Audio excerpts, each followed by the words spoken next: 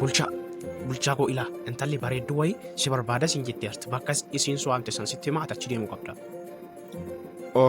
Is bakka nadha manaayyuun ba'uun tafee taataatu biraan deemu. Bulchaa bara intalli Kanaadaadhaa dhuftee siin galoo wannaan siin jedhu.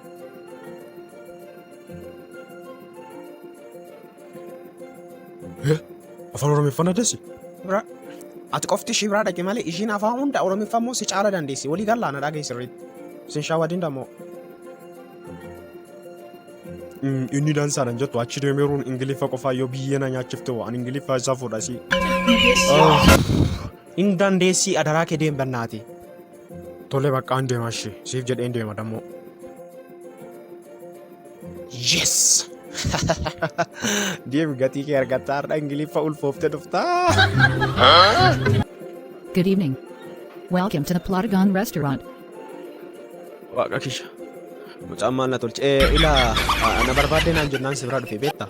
Let me just take care of that by selecting some extras for this scene. So, now we've added some guests to the restaurant. And they are set and non-attentive, so they will mind their own business. Ay waaqa kiyya na gargaare. Ani manaati si barbaasa sirraa loovinna qabee I love you siin jedhiisaa manaa dhufeeyyuu yoo as dhufummoo ati afaan baay'ee an danda'u waan baay'ee si ajaa'ibu Ingiliffaa baay'ee I am really danda'a. Amma immoo xiqqoo na harkaa badeera soorishi. There are about 150 scenes you can get for your films, many of them free.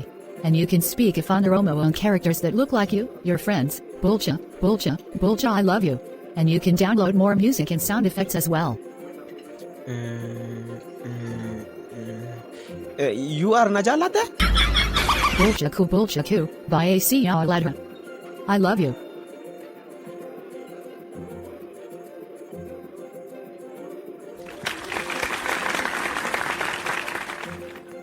Maaloo jaayigammaa turteree natti himee bulchaa hin natti hime. Yeah, I talked to my beautiful friend Willie, listening to me. She's very sweet, so lovely. Willie, she is my beautiful wife and my queen. Ingiliffa maal jaaltu si na deebiste. Oh, sorry brother. Xinoo Oromeeffa dubbachuu natti ulfaataa jira siin jedhee. Afaan Oromoo dubbachuu hin dandeettu. Dofoqaa.